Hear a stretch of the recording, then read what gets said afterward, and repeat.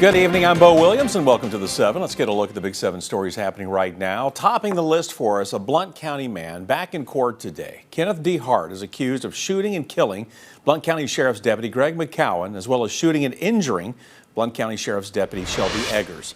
This happened during a traffic stop in February of last year. Now, today's hearing was a motions hearing. First was a motion to quash the subpoena of General Sessions Judge William Brewer. Judge Brewer presided over Dehart's arraignment right after his arrest and was on the bench during the preliminary hearing. Now, the timing of that hearing was a focus today. The defense arguing that the preliminary hearing that happened 12 days after the crime should have been continued or postponed due to Dehart wanting to obtain counsel. During that preliminary hearing, he was represented by the public defender's office. At the end of the day, regardless of how the court rules on these motions, the fact that the motions were filed, were heard, were argued, I think is a plus for the defense team. But again, you want to leave no stone unturned going forward.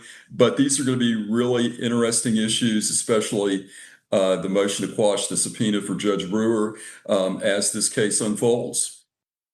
Stay on top of the developments in this case. We'll keep you updated as things move forward in the courtroom. Up next for you tonight, a North Knoxville bar owner talking about his neighborhood, Happy Holler, and stressing that what happened last night is not the norm. Police were called out before 3 this morning to reports that shots have been fired. Today, our crew saw bullet holes left behind on the outside of the Pirate Tavern and E-Vape dispensary on North Central. According to a Knoxville police report, 2 people were told to leave after bar staff found that one of them was already drunk. Now, they left, but police say came back, and one of the pair opened fire. Now, people were around at the time, but no one was hurt. Bar owner Seth Barber, who's also one of the organizers of the Hollaroo Festival, says his staff and other businesses in that neighborhood take the responsibility that comes along with serving alcohol very seriously. I don't remember the last time anything like this happened down here.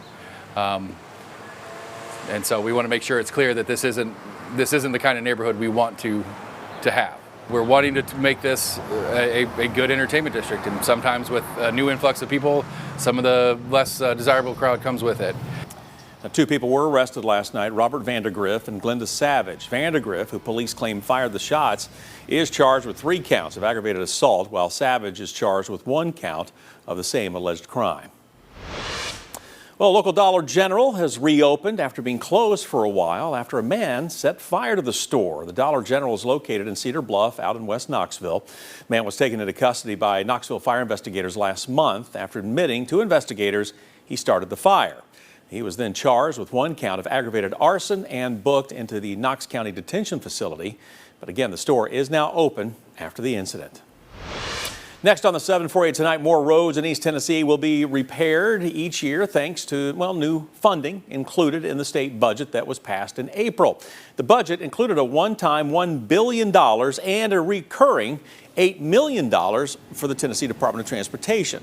Mark Nagy with TDOT says this money will allow them to pave an additional 130 miles of road each year. Some of that work began this morning on State Route 338 or Boys Creek Highway in Sevier County. Now, Nagy says the additional funding will help TDOT maintain what they have and get the projects quicker. We have a list of roadways that we have planned for the future in terms of where we're going to see these resurfacing jobs taking place over the next 3 years. However, there are times where we have to change that up depending on what has happened. Some roadways that are set to be repaved in the fiscal year 2025 include parts of State Route 61 in Anderson County and I-40 from the Roane County line to the Knox County line. Builders in Morristown get the okay to go higher, clearing the way now for a new 4-story hotel.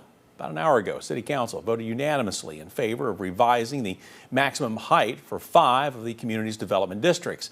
The vote follows along with last month's recommendation by the Regional Planning Commission, allowing buildings of up to 65 feet in tourist, light industrial and planned commercial development areas.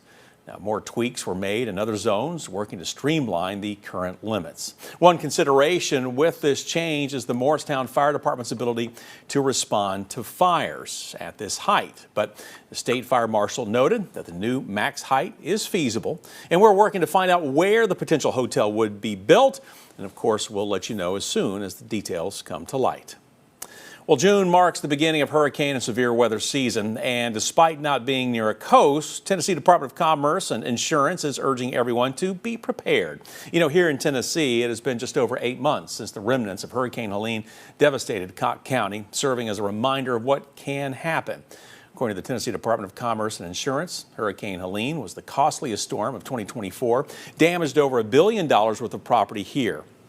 But even as flood risks increase, they say most Tennesseans do not have flood insurance. And in talking to a local insurance counselor, we've learned most people in East Tennessee should have it.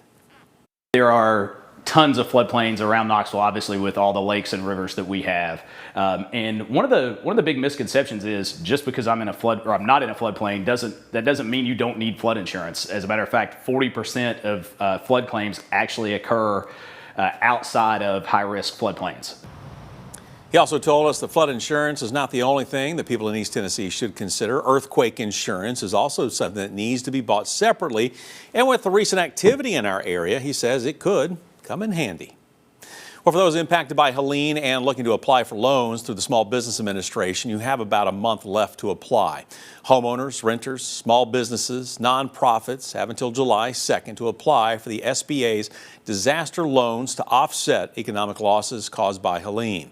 Home disaster loans, business, physical loans, and economic injury loans are all available. Each can be found on the Small Business Administration's website, along with application assistance.